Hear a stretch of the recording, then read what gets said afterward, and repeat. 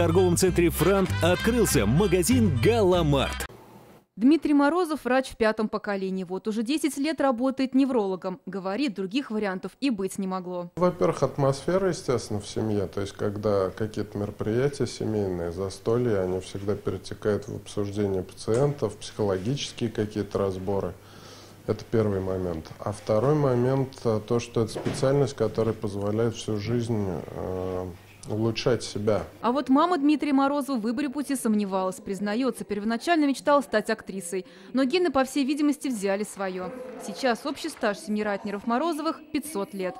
Общая гордость за династию, за ее продолжение. И, конечно, у меня сейчас ощущение, что внук, которому 4 года, но смешно об этом думать, но где-то кажется, что он тоже должен стать врачом.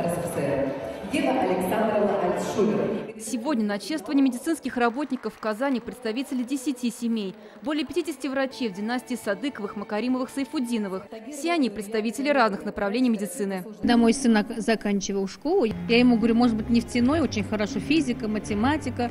Он мне говорит, нет, я в медицинский пойду, потому что, рос среди медиков, знает эту профессию. Поэтому все-таки у него сомнений не было.